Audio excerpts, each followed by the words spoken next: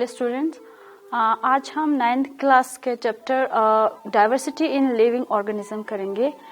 पिछले क्लास में हमने किंगडम मोनेरा, किंगडम प्रोटिस्टा और किंगडम फंगी किया था। आज हम करेंगे किंगडम प्लांटे। ठीक है, तो किंगडम प्लांटे जो है वो क्लासिफिकेशन किंगडम प्लांटे में क्लासिफिकेशन जो है वो करते हैं किस बेसिस पे?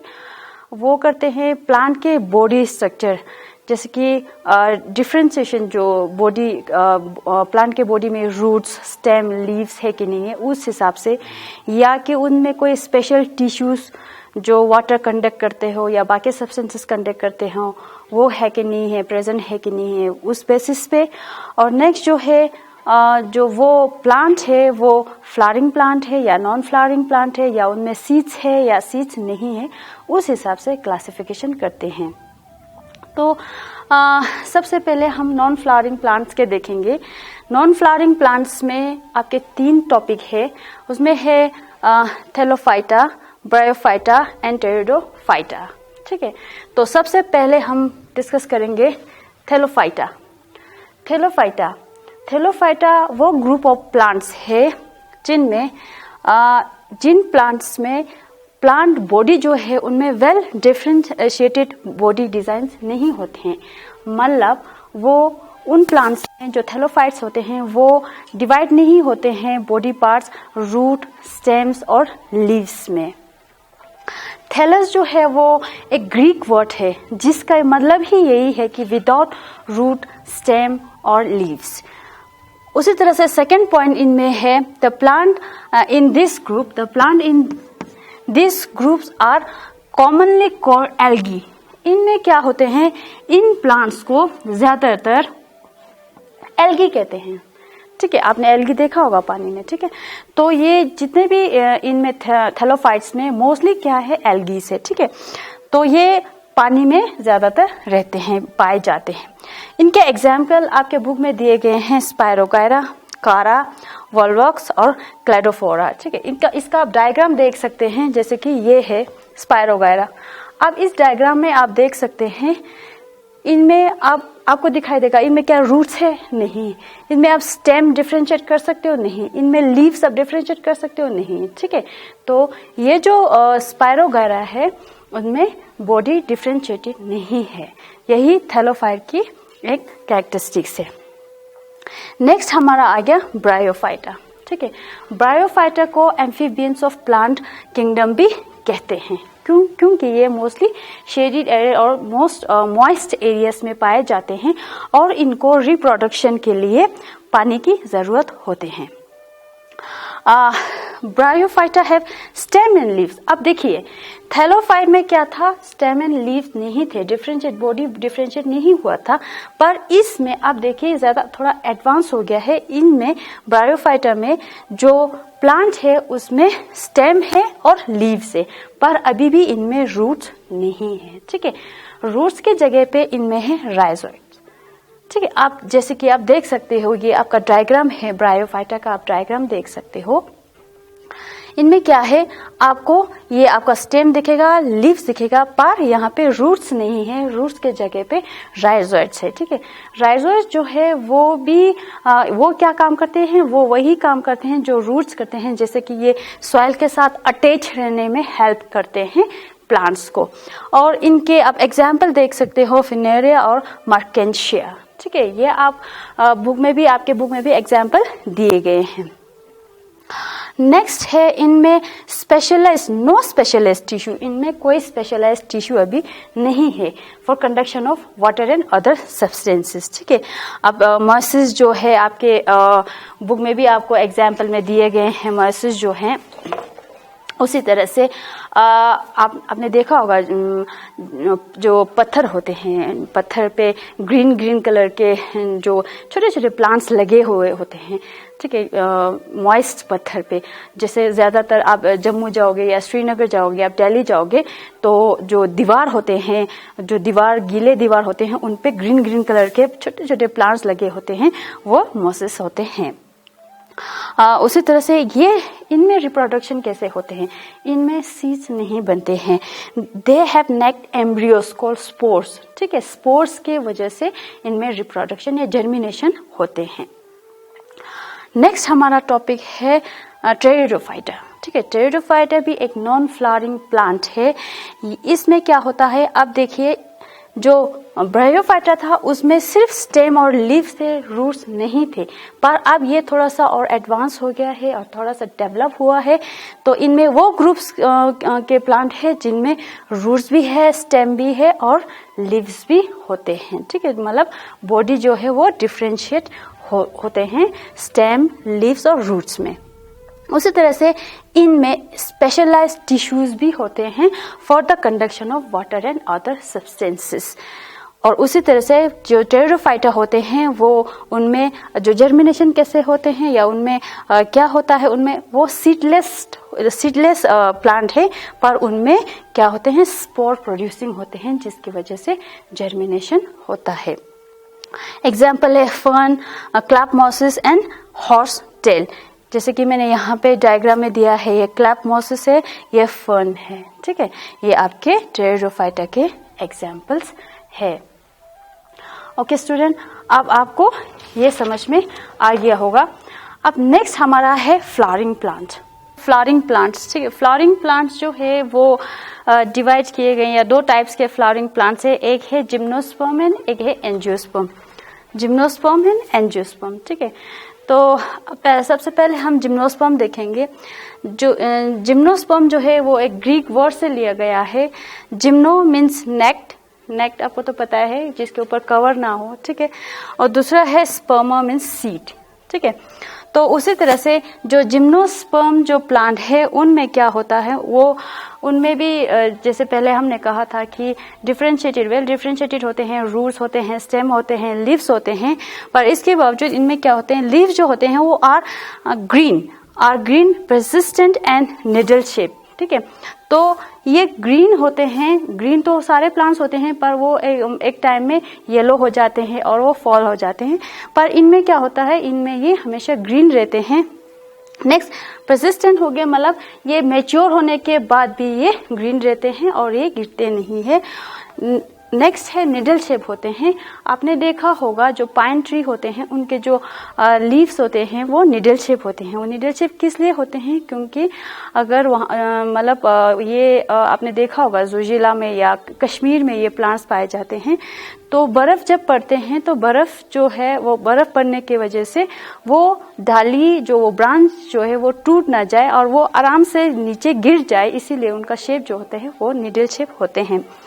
नेक्स्ट है gymnosperm are perennial, evergreen and woody. जो जिम्नोस्पर्म होते हैं ये प्रीनियल होते हैं, मतलब ये इनका जो लाइफ साइकिल होते हैं ये मोर देन 2 years होते हैं, और ये एवरग्रीन होते हैं, ये ग्रीन रहते हैं। जैसे कि आपने हमारा जुनिफर देखा होगा, जुनिफर हम एग्जांपल ले सकते हैं, उसका जो लीफ होते हैं वो ग्रीन रहते हैं, ड्राई होने के बाद भी वो ग्रीन रहते हैं। उसी तरह से ये वुडी होते हैं। नेक्स्ट है फ्लावर्स आर एब्सेंट। जो जिम्नोस्पर्म है इनमें फ्लावर्स नहीं होते हैं, ठीक है, इनमें फ्लावर्स नहीं लगते हैं, तो फिर इनमें रिप्रोडक्शन या पॉलिनेशन या जर्मिनेशन कैसे होता होगा। तो इंस्टेड ऑफ फ्लावर इनमें होते हैं कोन्स, ठीक है, कोन ये जैसे कि ये है, इनमें कोन लगते हैं, ठीक है। कोन जो होते हैं वो 2 टाइप के कोन लगते हैं, मेल कोन और फीमेल कोन लगते हैं। अभी मेरे पास ये फीमेल कोन है, मेल कोन मेरे पास नहीं है। तो मेल कोन पे पोलन ग्रेन्स लगते हैं, वो फरवरी मार्च में लगते हैं, और जब पोलन ग्रेन्स बनते हैं तो वो विंड जो है वो ट्रांसफर करते हैं पोलन ग्रेन्स को इन फीमेल कोन पे। तो इस तरह से इन पे ये पॉलिनेशन होते हैं। नेक्स्ट है इनका जो एग्जाम्पल है, पाइन जो है एग्जाम्पल है, साइकल्स है, ये है जिम्नोस्पर्म के एग्जाम्पल। नेक्स्ट हमारा है एंजियोस्पर्म, ठीक है। एंजियोस्पर्म वो ग्रुप ऑफ प्लांट्स है जो मतलब इनका ये भी ग्रीक वर्ड से लिए गए हैं। एंजियो मीन्स कवर जिस पे कवर किया हो, सीड्स को कवर किया हो, और स्पर्मा मीन्स सीड्स। इनमें जो सीड्स होते हैं वो कवर होते हैं, ठीक है। तो इन पे फ्लावर लगते हैं, इन प्लांट्स पे फ्लावर लगते हैं और ये सीड भी बियर करते हैं। फ्लावर लगते हैं तो ये सीड भी बनते हैं इनके ऊपर। The seeds are enclose within the seed cover. जो इनके जो सीड्स होते हैं वो फ्रूट में, यहाँ पे जो ये इनका सीड जो होते हैं ये फ्रूट में इनक्लोज होते हैं। जैसे कि आपने एप्रिकॉट देखा होगा, एप्रिकॉट चूली ले तेने, जो मैंगो है वो भी एंजियोस्पर्म में आते हैं। मैंगो जो फ्रूट होते हैं उनके अंदर सीड्स होते हैं, तो जो इनमें एंजियोस्पर्म में जो सीड्स होते हैं ये इनक्लोज होते हैं फ्रूट्स में। और फ्रूट, अब हम देखेंगे फ्रूट कैसे बनता है। ठीक है, आपको पता है जो फ्लावरिंग प्लांट्स में है उनमें मेल पार्ट भी होते हैं, फीमेल पार्ट भी होते हैं। तो जो फीमेल पार्ट होते हैं उनमें जो ओवरी होता है, फीमेल पार्ट का जो ओवरी होता है वो फ्रूट बनता है। ठीक है, तो ओवरी के अंदर जो ओव्यूल्स होते हैं वो सीड्स बनते हैं। ठीक है, ओके। अब जो सीड्स है, ठीक है, सीड जैसे कि मैंने ये लाए हुए मैंगो का जो अंदर वाला सीड है ये आलमंड, ये एप्रिकॉट के सीड्स, ठीक है, पी, इस तरह के जो सीड्स है। अब इन सीड्स में क्या होते हैं, जो सीड्स होते हैं, अब depending on the number of cotyledons. ठीक है, कॉटलीडॉन क्या होता है, सबसे पहले तो जो सीड होता है, सीड का जो प्लांट एम्ब्रियो होते हैं या जो सीड लीव्स को हम क्या कहते हैं, कॉटलीडॉन कहते हैं। जैसे कि ये आपका हो गया कॉटलीडॉन, एक मिनट, ये वाला दिस पार्ट, ये आपके कॉटलीडॉन है। ठीक है, तो इस हिसाब से जो सीड वाले या फ्लावरिंग जो प्लांट है, एंजियोस्पर्म है, इस एंजियोस्पर्म को भी हमने दो टाइप में डिवाइड किया है, एक है मोनोकोट और एक है डाइकोट। ठीक है, अब मोनोकोट और डाइकोट जो है वो कॉटलीडॉन के नंबर के हिसाब से हमने इनको डिवाइड किया गया है। कॉटलीडॉन आपको समझ में आ गया होगा, ये वाला पार्ट कॉटलीडॉन है। कॉटलीडॉन का क्या फंक्शन है, कॉटलीडॉन का ये फंक्शन है कि इनमें जो बेबी प्लांट या जो बेबी प्लांट्स होते हैं उनको, जो यहाँ पे मैंने दिखाया है ये वाला कॉटलीडॉन्स है। ठीक है, जो प्लूमुले होते हैं, जो बेबी प्लांट्स हम बोलते हैं, या एम्ब्रियोनिक जो लीव्स होते हैं, जो इसका जो स्टोर फूड होते हैं वो ये कॉटलीडॉन होते हैं। ठीक है, जब ये आपको तो पता है, अगर हम इस सीड्स को सो करेंगे तो इसमें से एक बेबी प्लांट निकलेगा। अब बेबी प्लांट का जो फूड होता है वो ये कॉटलीडॉन होते हैं। इसके ऊपर कवर भी होते हैं, सीड कोट इसे कहते हैं। ठीक है, तो ये डाइकोट का मतलब इस टाइप के जिसके दो कॉटलीडॉन्स हो उनको डाइकोट कहते हैं, जिनके दो कॉटलीडॉन्स हो उनको डाइकोट कहते हैं। डाई मतलब टू, ठीक है, कॉटलीडॉन का हो गया शॉर्ट फॉर्म, कॉटलीडॉन का शॉर्ट फॉर्म हो गया कोट, इसीलिए डाइकोट। ठीक है, तो इसी तरह से जैसे ये अभी मैंने एग्जाम्पल आपको दिया, डाइकोट के जो एग्जाम्पल्स है वो है मैंगो, ठीक है, पीस, उसी तरह से ये ग्राम्स जो है ये, इनको हम डिवाइड कर सकते हैं दो इक्वल पार्ट्स में। उसी तरह से एप्रिकॉट्स के जो सीड्स है इसको भी हम दो इक्वल पार्ट्स में हम डिवाइड कर सकते हैं। ये हो गया आपके, तो ये हो गए डाइकोट्स के या इनको हम कहेंगे डाइकोटिलेडोनस प्लांट्स के एग्जाम्पल। नेक्स्ट है हमारा मोनोकोट्स, ठीक है, या मोनोकोटिलेडोनस प्लांट। जो मोनोकोट्स होते हैं उनके सिंगल कोटिलेडोन होते हैं। इनका एग्जाम्पल है राइस, व्हीट, मेज एक्सेट्रा। ठीक है, तो ये आप डायग्राम पे देख सकते हो, एक मेज का मैंने डायग्राम बनाया है। इसमें सिर्फ आपको एक ही कोटिलेडोन नजर आएगा। ठीक है, ये एंडोस्पर्म है, ये सीड कोट है और ये एम्ब्रियोनिक लीफ जिसे हम कहेंगे प्लूमुले, वो है। प्लूमुले से प्लांट आते हैं, प्लांट निकलते हैं, प्लांट का जो ऊपर वाला पार्ट, ठीक है, और जो रेडिकल होते हैं उससे रूट्स बनते हैं। तो ये मोनोकोट का एग्जाम्पल है मेज, राइस, व्हीट। ठीक है, इनमें एक ही कोटिलेडोन होते हैं, इसीलिए मोनोकोटिलेडोन इन्हें कहते हैं।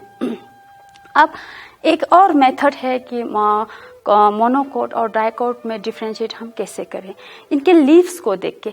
जैसे कि कोई प्लांट्स होते हैं जिनके लीव्स जो होते हैं उनका वेनेशन, पैरेलल वेनेशन होते हैं, वो मोनोकोट्स में होते हैं, और उसी तरह से रेटिकुलेट वेनेशन जिनमें होते हैं वो डाइकोट्स में होते हैं। ये एक सिंपल आपको टिप्स है जो आपको याद रखने में या डिफरेंशिएट करने में कि कौन सा मोनोकोट है कौन सा डाइकोट है वो हेल्प करेगा।